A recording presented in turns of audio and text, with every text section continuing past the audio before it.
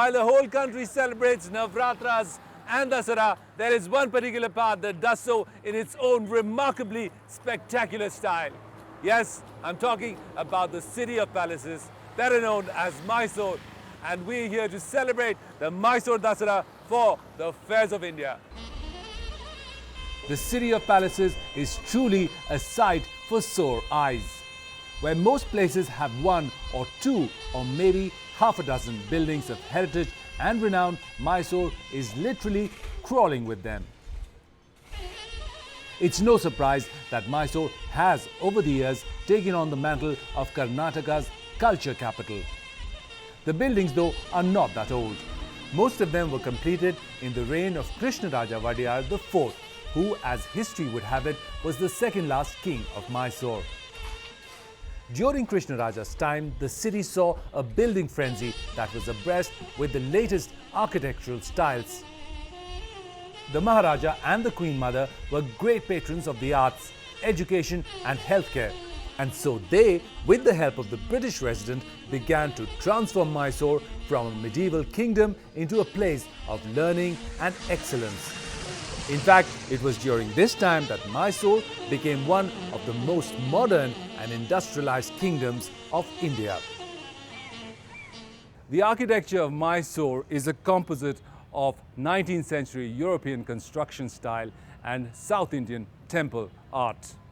This is the Institute of Oriental Research that was completed in 1857. And as you can clearly see, it has combination of Corinthian pillars with temple sculptures inspired by the great Vijayanagar builders of the Vijayanagar Empire. There are about 36 such buildings spread all across Mysore, and they're so nicely maintained that they look as if they were just constructed yesterday. What makes Mysore even more spectacular is the view from Chamundi Hill, on top of which is located the home of the city's reigning deity, goddess Chamundeshwari. Chamundi Hill bears another twist to the story of the city. Because of this huge and remarkable statue. While most cities are proud bearers of the names of gods and goddesses, Mysore, believe it or not, is named after Mahishasura. Unlike the Dasara celebrations up north, in the south, specifically Mysore, it takes the form of Devi worship or the worship of Shakti. This here is the Chamundeshwari temple, which is the patron deity of the Wadiyars of Mysore.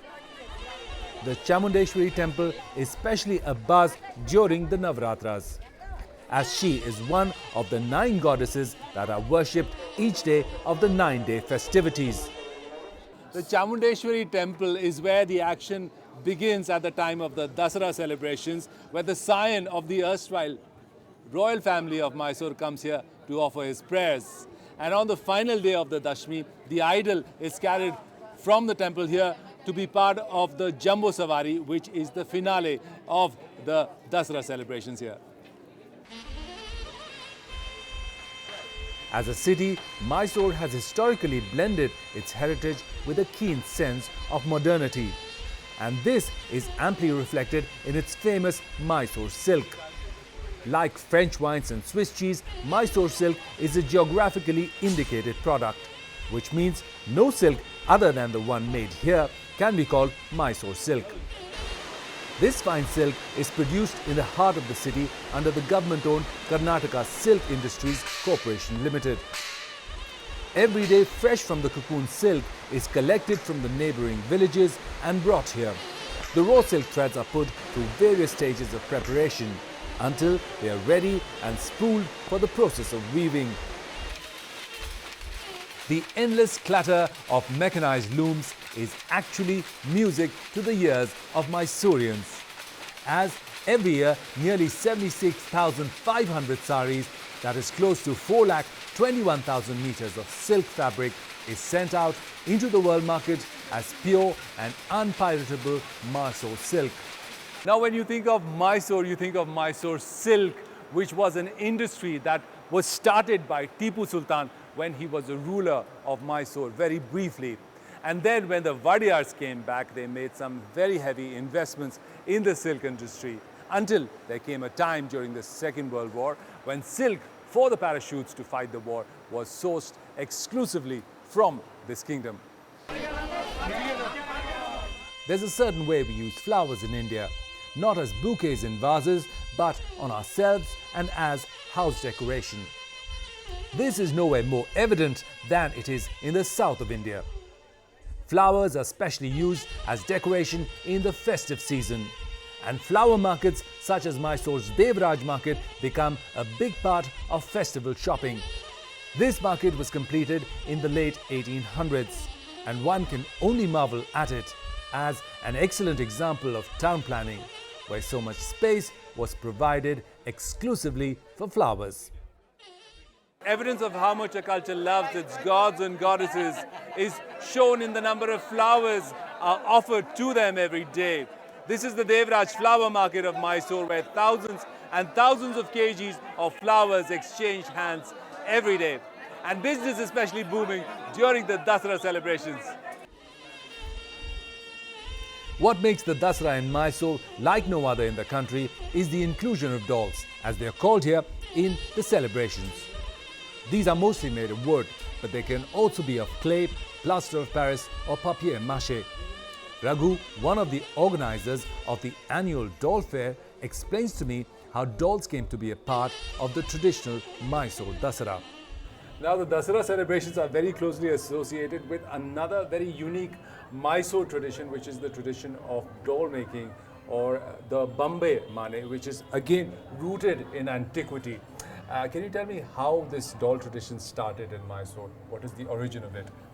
The origin of doll tradition in Mysore is this throne, what you are seeing here. It's the traditional Wadiyar throne, right? Yes, Wadiyar, Okay.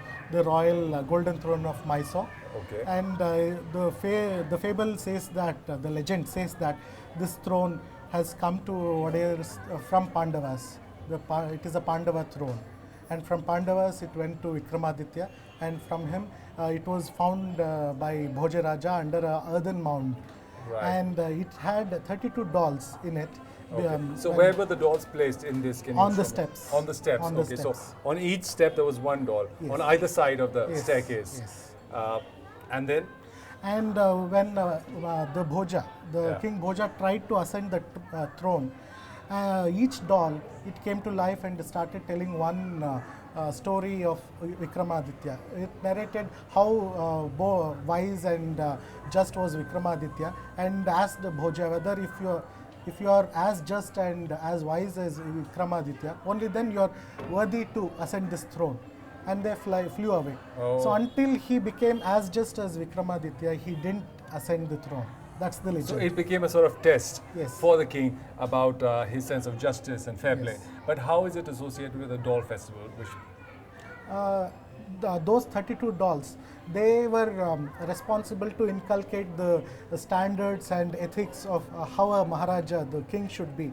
So the citizens thought that these dolls have to be venerated, and to venerate these dolls, they created the stepped altar in the form of the stepped throne, and on these steps they placed the dolls and they worshipped them.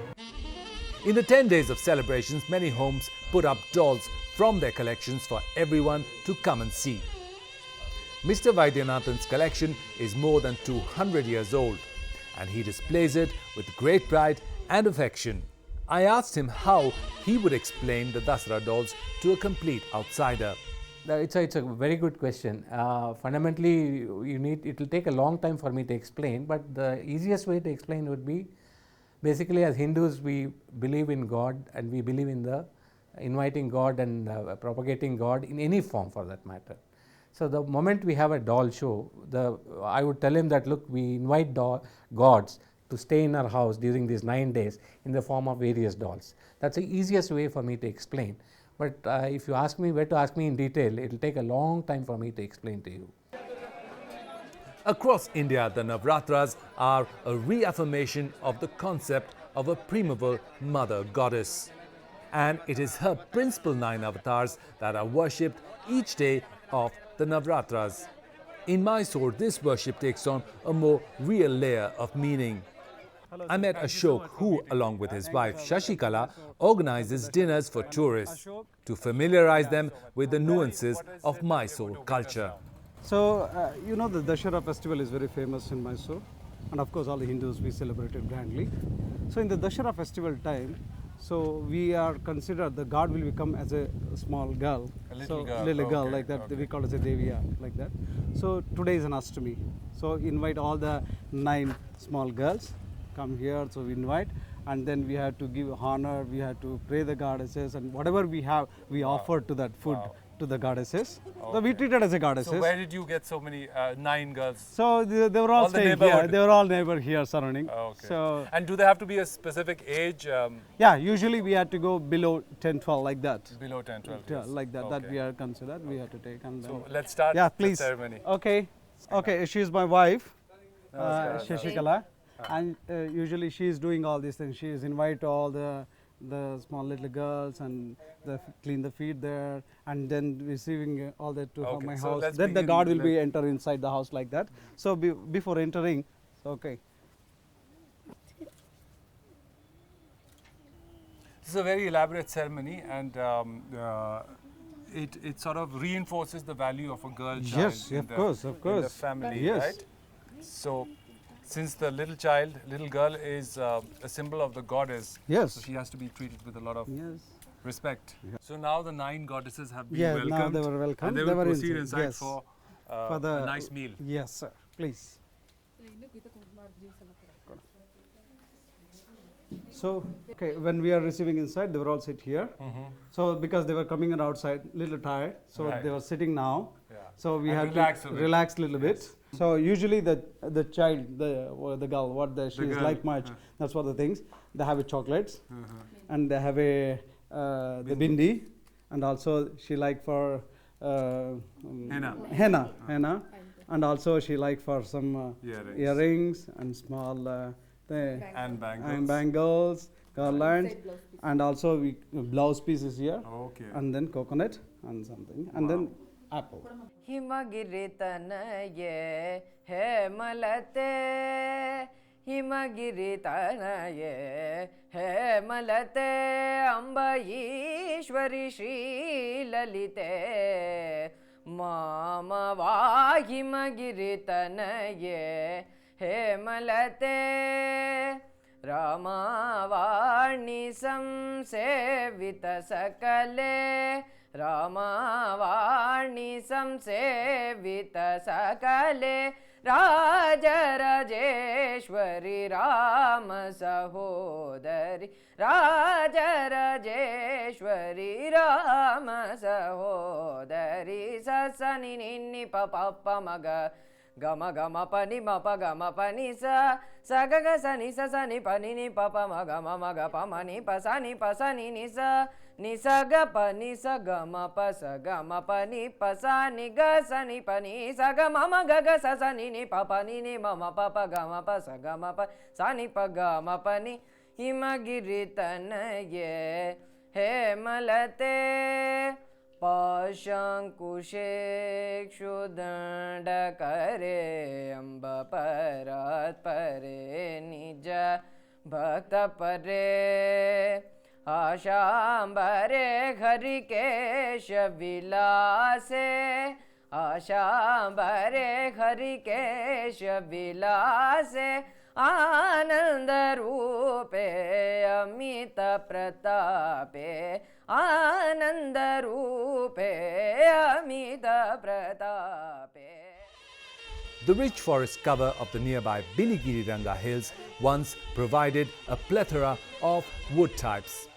These were used extensively in the construction of palaces and other buildings. But as wood became scarcer, it increasingly began to be used for wood inlay work.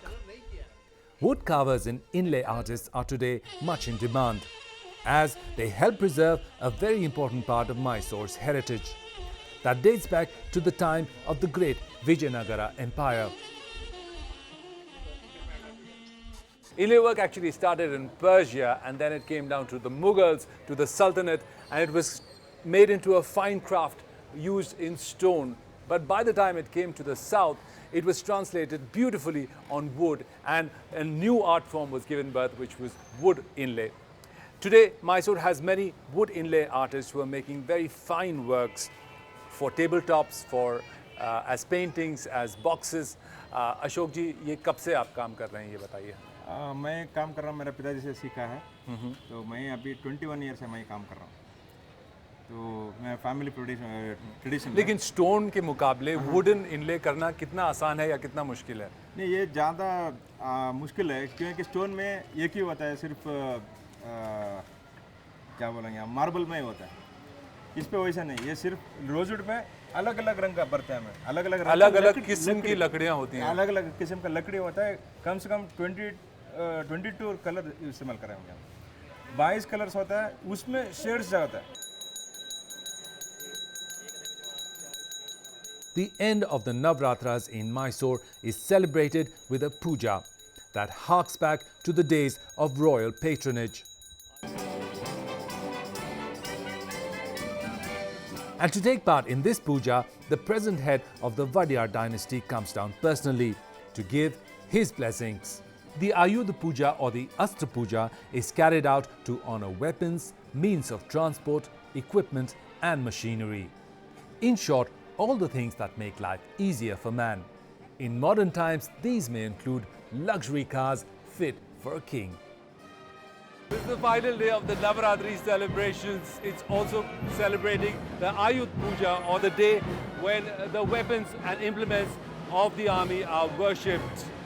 This day was very important in the olden days because the army, the weapons became an important part of the territorial expansion of the time. Today, much of the glamour remains. As you can see, the king is behind me and he's blessing all the vehicles that are used in his entourage, and he's giving them his special benediction.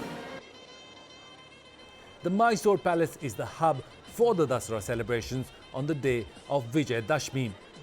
It's a day in the Hindu calendar that's appointed to drive home the point of good over evil.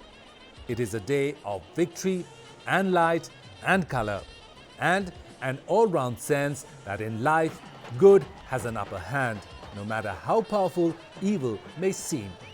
At the palace, the celebrations are set in motion with a bout of hand-to-hand combat. This is traditionally fought between fighters from the Jatti community. Vajra Mushti Kadaga, and literally it means a diamond-hard punch on your face. It's because of the knuckle rings that the wrestlers wear.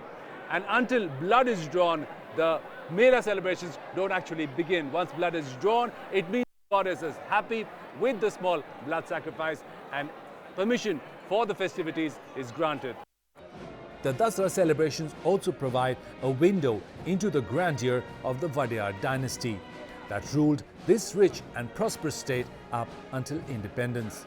Today, the scion of the Vadiyar family, Shrikantadatta Narasimharaja Vadiyar, a former Lok Sabha MP, takes part in the many rituals that have become almost inseparable from the celebrations, since it all began more than 400 years ago. The Elephant Parade is part of that old grandeur of Mysore, when elephants trained for the battlefield were brought out before the public as a show of strength. The Elephant Parade has over the years become the highlight of the Dasara procession.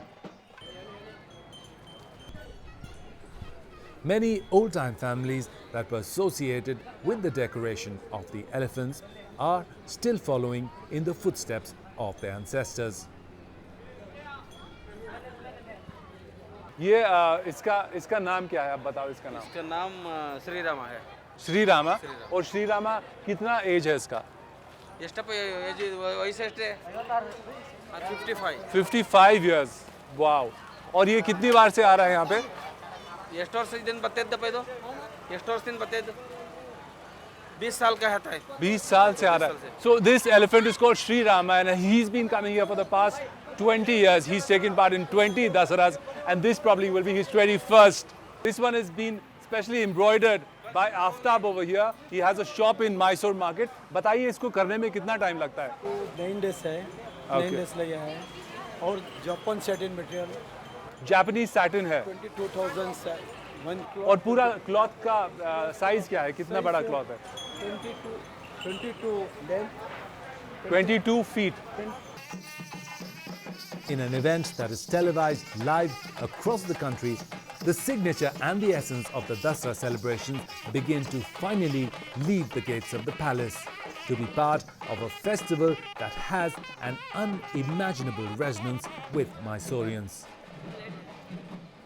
So this is the beginning, this is where it all starts.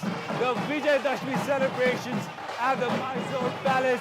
You can see it's being led by the Basava dancers in the front, the one with white and grey hair and huge kingly masks on their heads.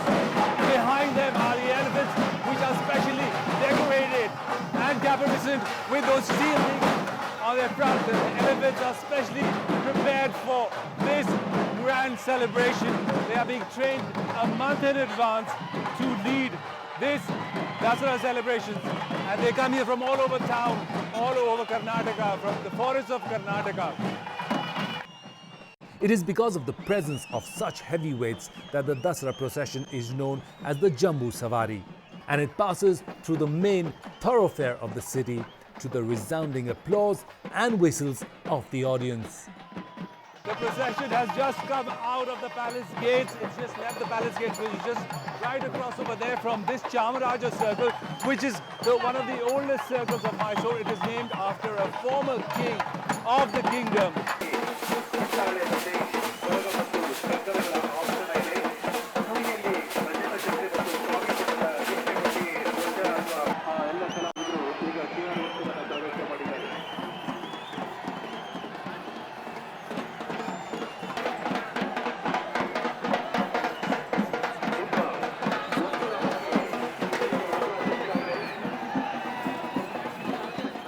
The Dasara celebration is in a way a celebration of the golden period of the Vadiyar kings, which is quite evident in this procession that begins with the elephants, followed by the cannons just right behind them. Performing artists from all the districts of the states are specially brought in for the Jambu Savari. This is a great way of bringing culture to the streets.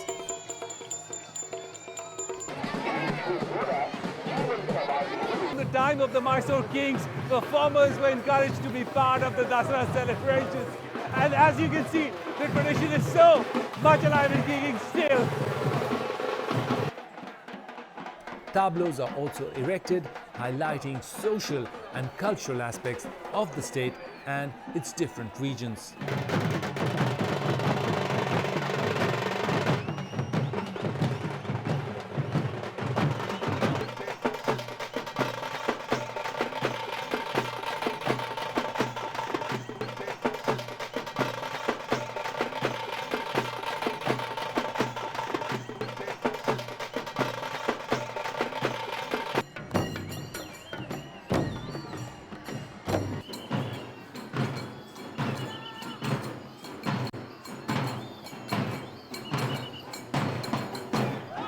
This is a smaller version of the Republic Day parade. The only difference is that here different parts of Karnataka are represented. This, for example, is the tableau for Coorg, which has given the country a lot of illustrious names, such as the one here on the poster, General Cariappa.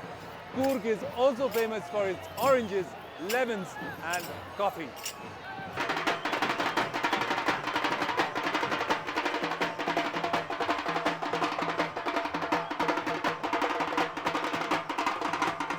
The Jambu Savari attracts lakhs of visitors from all over Karnataka, lining up both sides of the main street through which the Savari passes.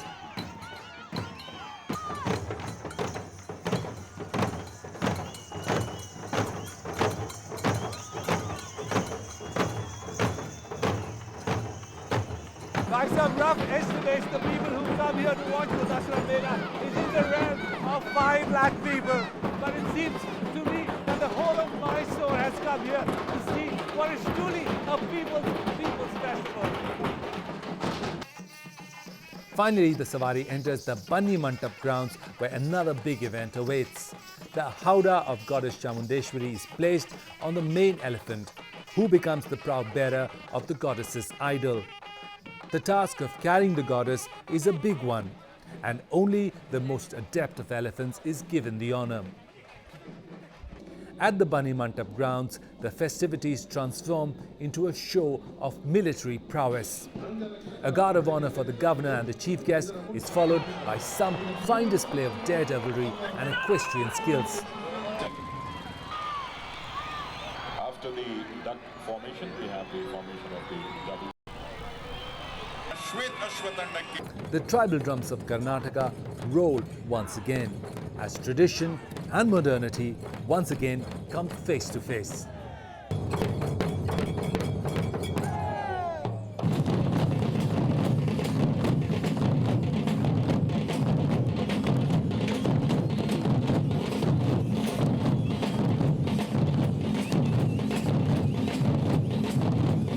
The festivities come to an end with what has become the signature of the evening finale. It is the torchlight tattoo.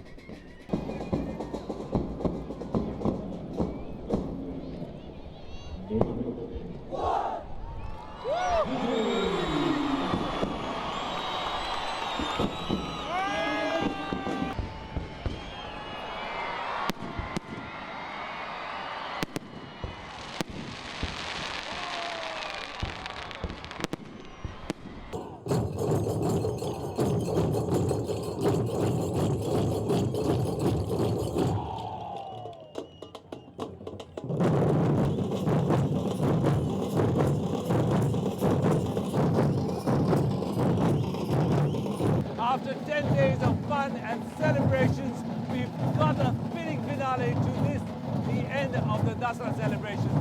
We hope you liked this our episode on the Mysore Dasara. Until the next time, this is me, Dheeraj